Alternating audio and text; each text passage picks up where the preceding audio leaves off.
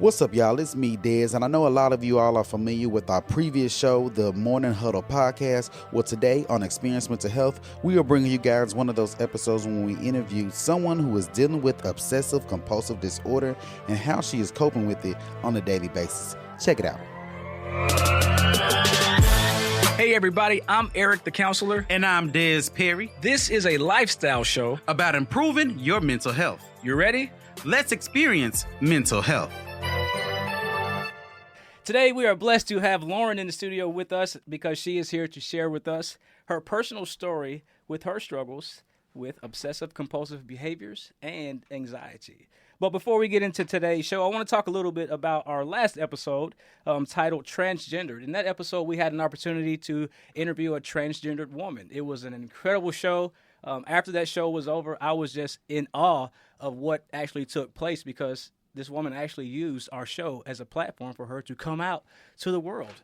And I just couldn't believe the conversation that we had and that she had never talked to a lot of people about this. And she was just so vulnerable and open. And we really dove into some of those questions that people want to ask, but aren't always so confident to ask. But we did go over that. So if you missed that episode, be sure to go back and check out the show titled Transgendered, and you will hear a conversation with a transgendered woman. But today we're here. It's all about Lauren today. Good morning, everybody. Welcome to the Morning Huddle. Thank you for having me, Eric. Oh, absolutely. You know, I'm going to tell the story of how this came about, all right? So we were at the fundraiser a couple weeks ago with, what was the name? Moves and Grooves. Yes. Which is a great organization. The founder of the organization is one of my cohort members for the Nashville Emerging Leaders 2018 cohort. So we just came out to show some support to her. And then you came up to me and was like, hey, Eric, you know, I love the show. I'm listening to it.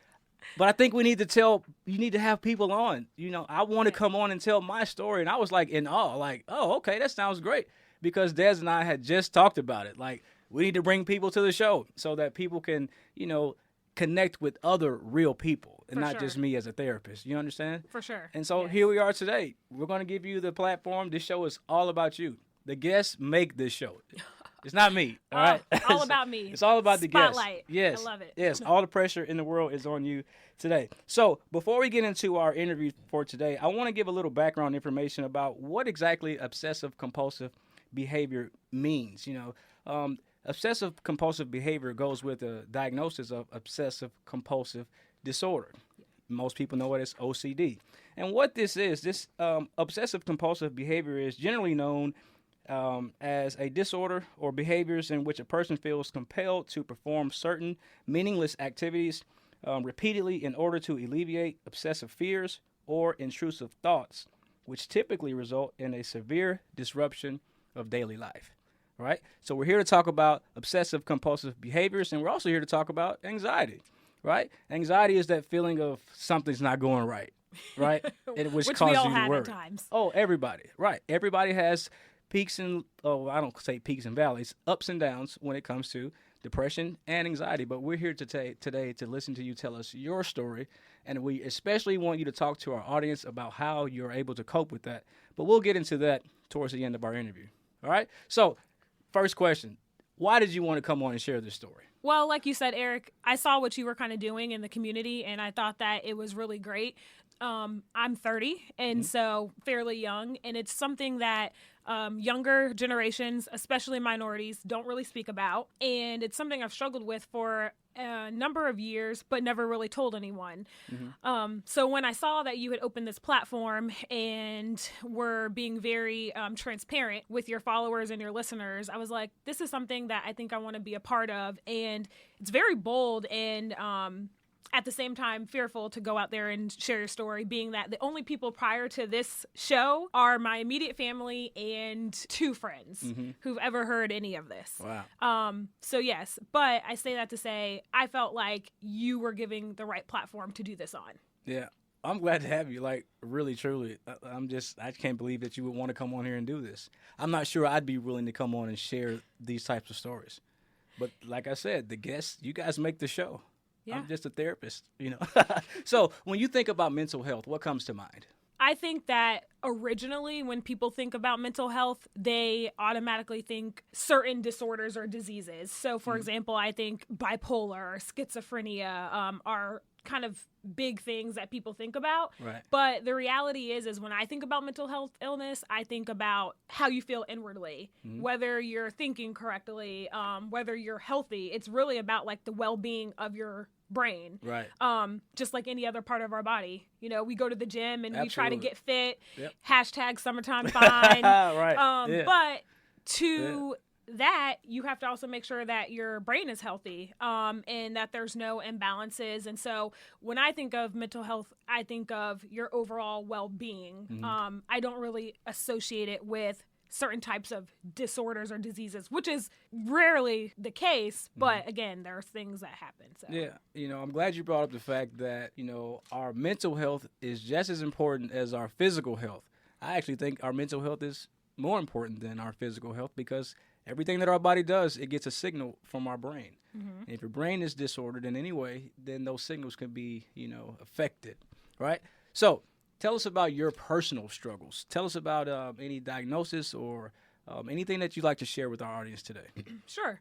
So I moved to Nashville upon graduation in 2010. And Graduation from college. From college, Yep. okay. Where did you go to school? I went to school UT Knoxville. Okay. Go Vols. All right. I'm sorry, your Blue It's Tigers. Okay. It's you know. all right. Shameless plug. It's all about the SEC. You know. All right. But I'm transitioned here from Knoxville in 2010. And about a year later, in the midst of that transition, is when what I was diagnosed as generalized anxiety disorder onset. Okay. My onset was brought on by life transitions, which even to this day, 8 years later, that tends to be when I'll see my peaks, when different symptoms and things will come back. But I was in that phase where most college graduates are. I didn't have a job straight out of college. I was moving back home with my family. Yeah. And so I was kind of like, what am I going to do? Where's my life going? I was trying to apply for jobs, the whole nine. The typical Yeah. after college After struggle. college, yeah, after Yeah. college struggle, it just affected me in a different way. So I started having the onset of panic attacks, which I probably racked up so many bills going to the emergency room because I thought I was dying. Hey, describe what happens to you when you're having a panic attack for the listeners. Yes. So when I'm having a panic attack, it's literally an intense fear of emotion that comes over you. You kind of feel paralyzed. You can't really breathe. So you're hard at breathing. You may or may not have obsessive, like, just thoughts, but you definitely feel like something's happening to you. I'll tell people, I like to explain it like having a heart attack, even though I've never had one. But I think that people, when they associate the word heart attack, that's what it feels like. You have chest pains. You have heart palpitations. So yes. Yeah, all good classic symptoms of a panic attack. But the listeners, we all need to know that a panic attack looks different for different people. Yes. Right? Yes. But you just share your symptoms, which are classic symptoms. And so if you're listening to the show and you can recognize with some of those symptoms, then maybe you are having panic attacks and not even know it. Yes. And for me, that's exactly what it was. So probably after the third time to the ER, you know, they would take all the testing that they need and they're like, nothing's wrong. You are having a panic attack, which mocks a lot like maybe a heart attack or if you thinking something more severe is wrong. So I would have panic attacks. That was kind of the first thing that made me kind of like something is not right. And then along with that, I had a little bit of depression that came with that. So once I went to my physician and kind of let her know the different things that were going on with me, she diagnosed it as generalized anxiety disorder based off of the things I told her. And from there, it was kind of a year and a half of a transition. Yeah. What do you mean by transition? So it definitely affected me in my day-to-day life. I was working at Gray Line, which is a transportation company. And in the midst of that time period, I actually had to stop working. My panic attacks had gotten so bad that I was having them at work. And I remember like yesterday having to go outside and breathe in a paper bag. And my dad actually had to come get me from work. And from that point on, I would say that first 6 months was my most trying time with just having this newly diagnosed disorder and not really knowing how to manage or handle it. I stopped working. I could not drive at all. I was fearful of driving because I thought that something was going to happen to me. That anxiety. Yes. And I also, which this is the part that I don't really tell people or people don't know, but at I was 26, I actually had to switch rooms with my dad and sleep in the bed with my mom because my fear was that paralyzing that like I couldn't sleep at night. I had to sleep with lights on, like the closet light, a night light, like a child. And for about a month and a half, my dad slept in my room and I slept with my mom because just having someone there was like comforting and soothing. Right. And sometimes I would wake up in the middle of the night in like a sweat from having a panic attack. In your sleep? Yes. Wow. So I had to, it was hard. I had a lot of insomnia during that time because I couldn't sleep. Yeah. So I would like be up at days at end. Yeah. So how was it for you to have a mental health diagnosis? Because people look at that in a negative way. They don't want it. It's like a stigma. They don't want that to follow them. They think that if they have a mental health disorder, they can't get a job or they're going to be, discriminated against. So how was it for you when you received your diagnosis? That's a good question. And for me, I had feelings about it, personal feelings, because I didn't want to be a part of the stigma. But fortunately for me, I'm very big on family history. And this is something that I was aware ran through my family. It's genetic. It runs on my father's side. Mental health illness runs on my father's side. So something that I can say is that you should definitely know your family history and know what different things each side of your family may battle with. Because even though it was a new diagnosis for me, I had been around it and I had heard of it. So the likelihood of me having trouble with it was probably high. Yeah. But again, it's still one of those things that you don't ever want to happen to you. Did you feel any shame or embarrassment? Definitely embarrassment. Shame, I didn't, because I felt like it's something that I couldn't control. And now I learned, and now that I know it is, it's one of those things I'm like, you can like kick its butt if you really try. But it was more embarrassment because I didn't want it to affect my relationships, my friendships, and then my work life. And you talked a little bit about how it did affect you at work. Can you tell us a little bit about how this anxiety may have affected your relationships with other people? Yeah. So with friendships, there was a period in time where I had drawbacks. I kind of just was more secluded.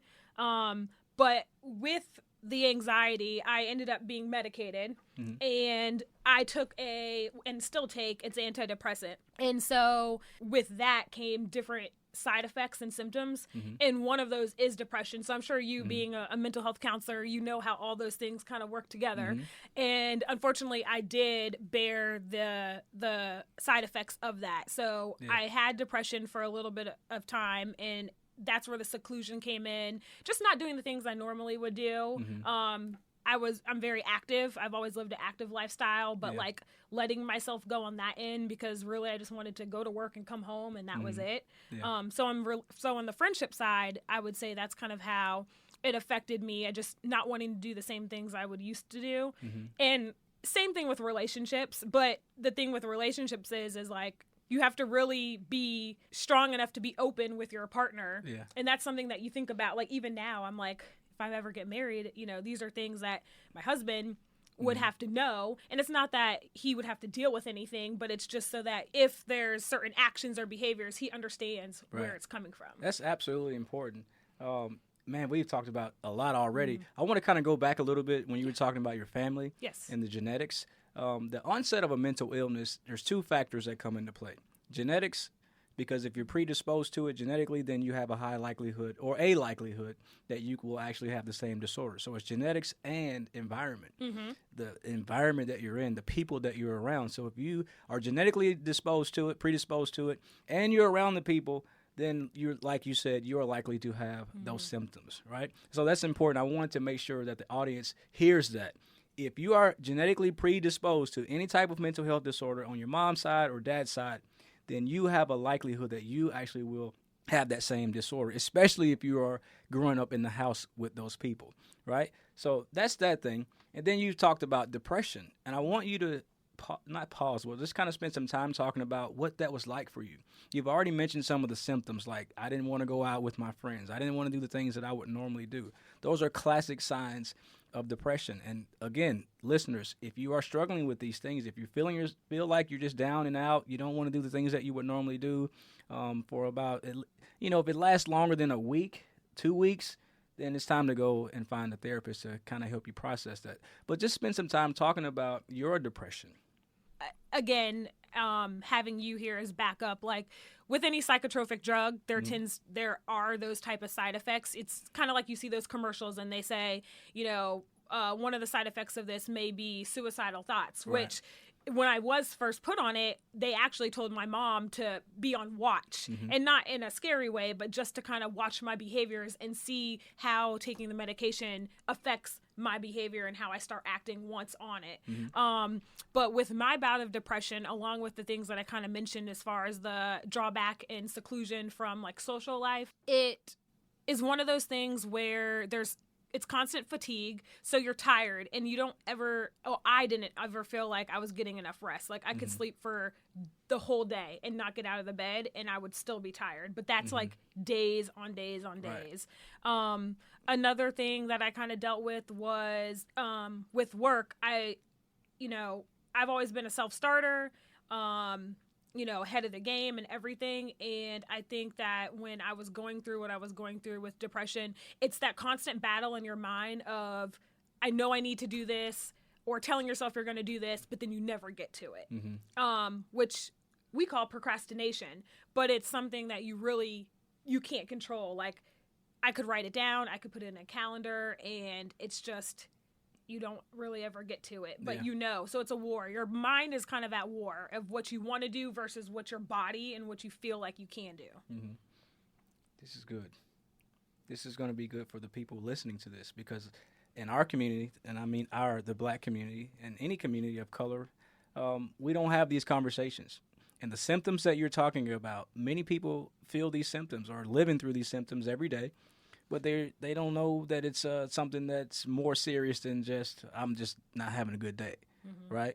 And so if you're hearing these symptoms and you're connecting with them, again, stay with us throughout the show. Lauren's going to tell us some ways that she's been able to cope with this, and then I'm going to have a recommendation for you at the end of the show. It's time for a mental health timeout. Did you know OCD is a common disorder that affects adults, adolescents, and children all over the world? The causes of OCD are unknown, but risk factors include your genetics, your brain structure and functioning, and even your environment. Now, back to the show. So, the Morning Huddle Podcast is all about breaking stigmas on mental health, right? And the stigma, of course, is a negative mark of disgrace. It's like a stain on a certain group of people or a certain circumstance. For an example, when we talk about people who have A&D issues, alcohol and drug issues, a common thing you hear is that they're irresponsible. That's a stigma, right? So when you think about the stigmas on the issues that you're dealing with, and we haven't gotten to the obsessive compulsive behaviors yet, which we want to. We want to talk about that a little bit. When you think about those stigmas, one, what are they? What are the stigmas that you face? So a lot of the times with the stigmas, it's verbal. You hear a lot of verbal stigmas, obviously, in a sense of you could be having a conversation with friends and someone may say, she didn't take her crazy medicine today. Well, I don't think that outsiders who are not dealing with those type of issues understand that words can hurt, and depending on how things are phrased and the different words that they choose to use can have a bearing on the people who really are dealing with those things. And I'm guilty of it. Like, I'm not going to sit here and say I've never used the word crazy, but you really do have to try to just be more conscious of what you say and how you say it. But, when I go to a doctor, for example, one of the stigmas that I face is and we talked about this a little bit earlier in the podcast, but from a standpoint of embarrassment, well, what happens when you go to the doctor? Most of the time, they get your stats in the beginning, and then they ask you, well, what medications are you on? Well, because of the stigmas that are attached with mental illness, it's kind of hard and embarrassing I'll go down my medication list and I save the psychotropic drug for last. And you kind of like want to whisper it, or you don't really want to say it loudly, especially when you're at like the pharmacist. I'll go to Walgreens to pick it up, and and you know, you're just at a counter. There's people behind you.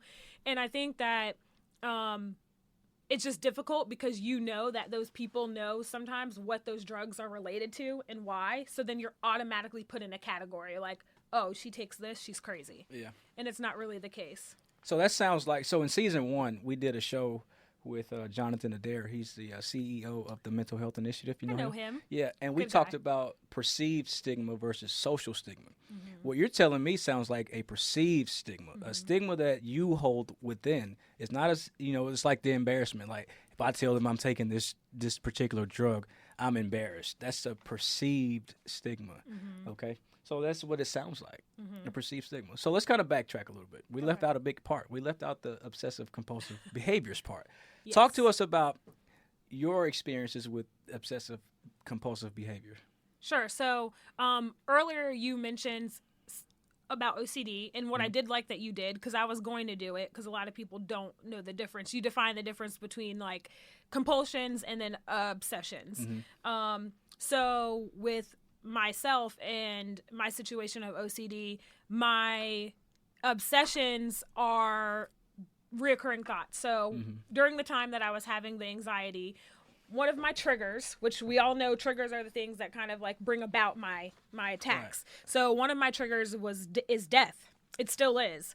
And I would have reoccurring thoughts all the time about how people would die, when they would die.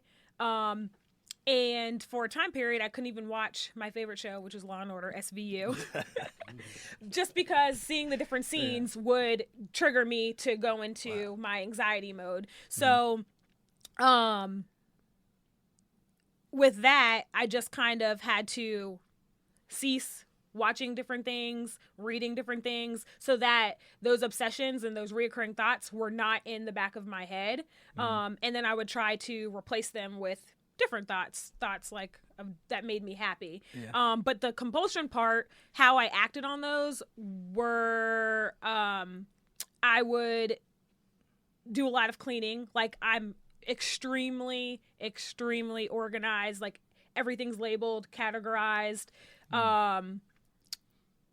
Just, I feel like there's a place for everything, and it's like kind of a fine line between, oh, I'm just neat, and like, no, there's a problem. There's a problem there. Right. So that's one of the ways that I kind of like compensated or tried not to think about things, is I would act out in doing different activities.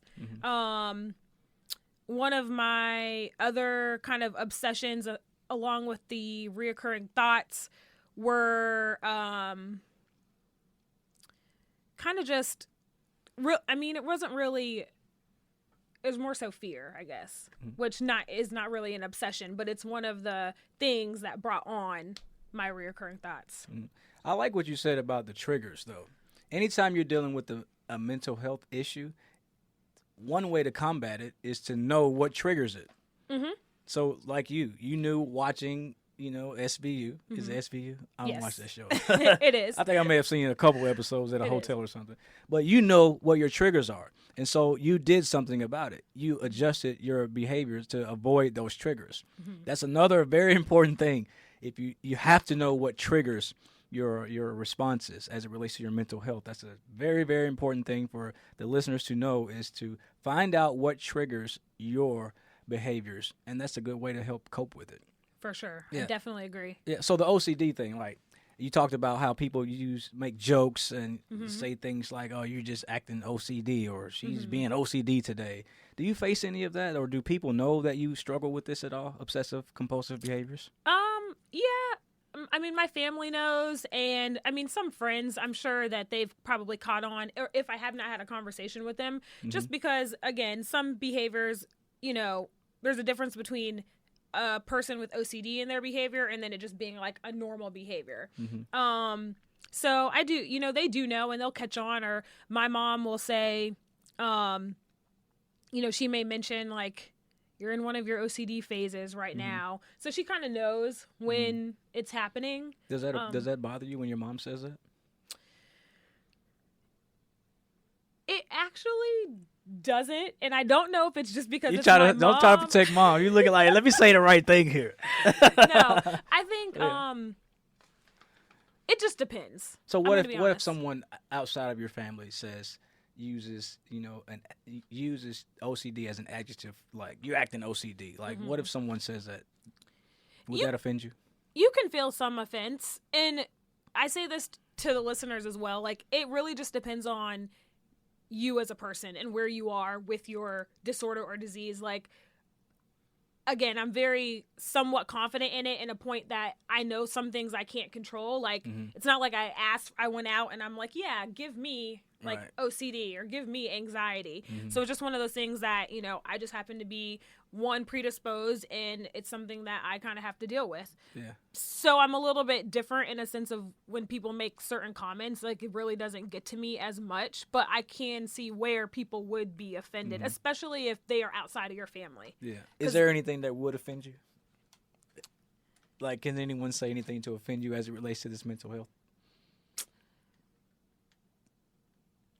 Because I actually get offended when people use, jokes and make jokes about, mental health issues, and they're not talking to me. Yeah, so I was going to say, that's where I do get offended. Like, jokes, kind of how I mentioned earlier, when you're like, oh, she didn't take her crazy medicine today, or, oh, you're crazy. Like, even just the word crazy, because you never know what someone is dealing with. And we say that all the time in life. Like, people can look fine outwardly, but you don't know what their personal battle is inwardly. And so when you say things, especially to people you don't know, and you may use the word like crazy or, oh, she's psycho. Well, what happens if she really does battle with a mental illness and has to take medication for, whatever type of psychotherapy she's doing, I'll tell you what happens. They come to my office and they sit down, they tell me their story, and they say, I'm crazy, aren't I?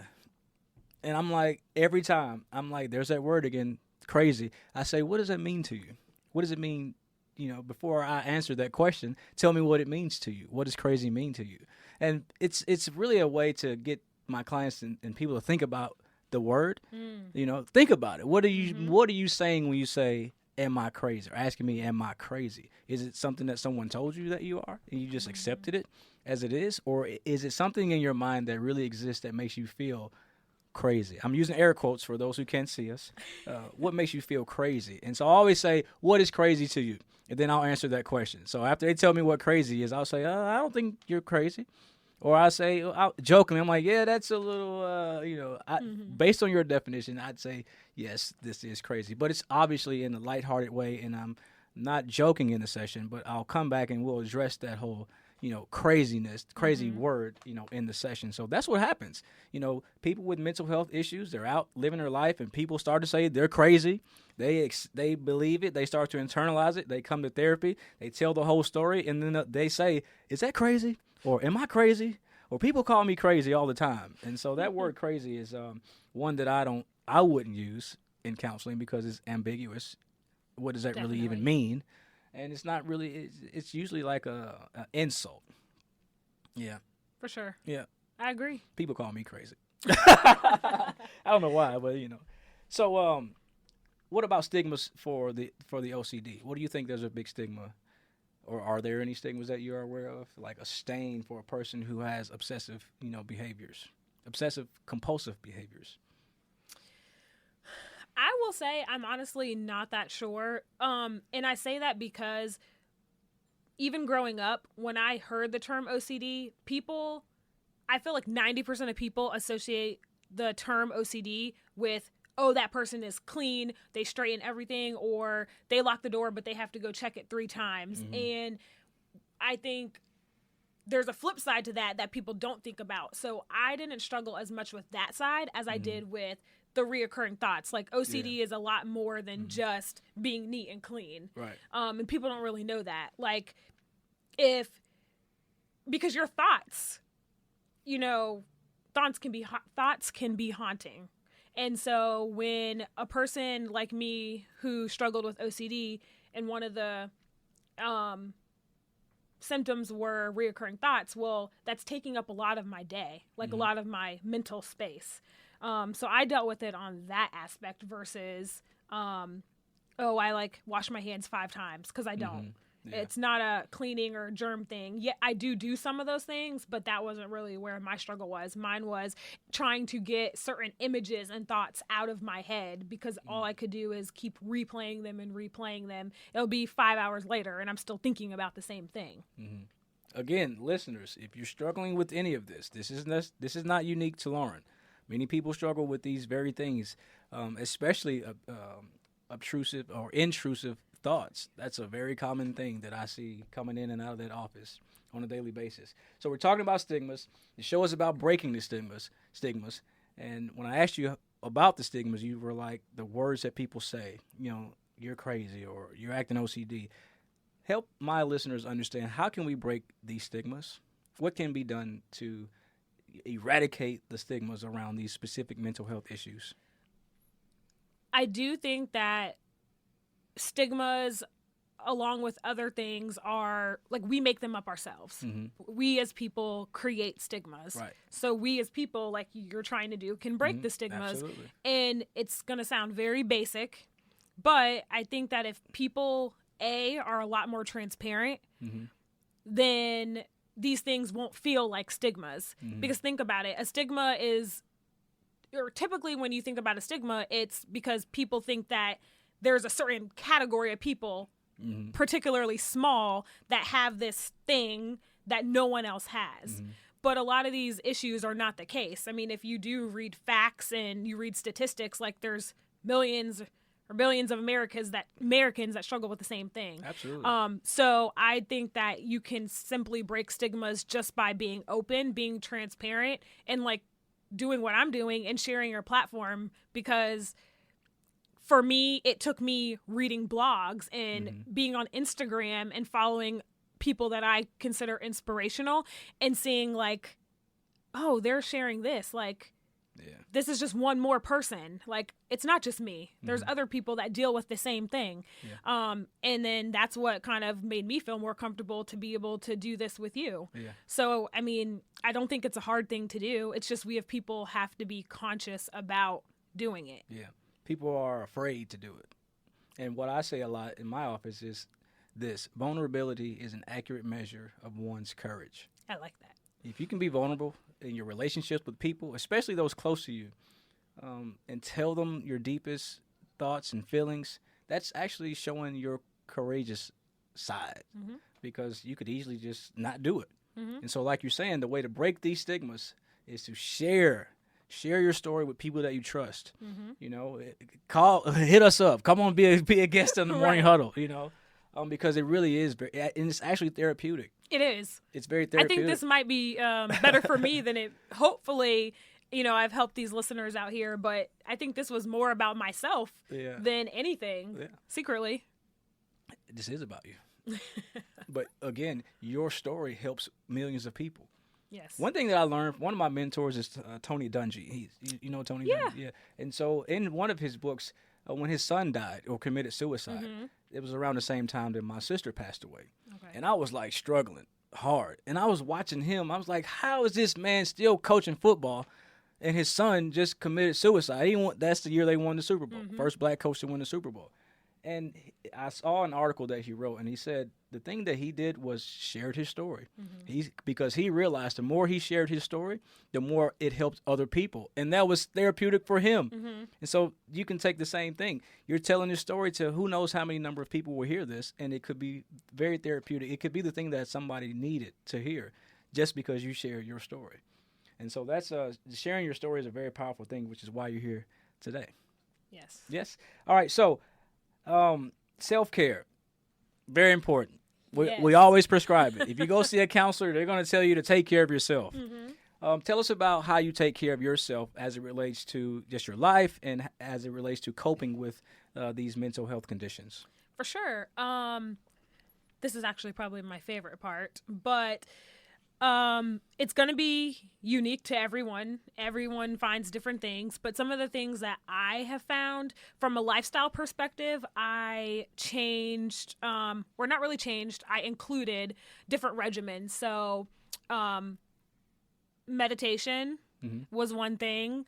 I do a lot of essential oils at night. I have a diffuser, and I'll do like chamomile, lavender. Lavender's great. Yeah, I do all Very that. calming. I sprinkle it. I'll spray my sheets. That has been something that has helped me a lot to sleep. I have also just upped my physical activity, just so that I'm like de-stressing and not holding things in.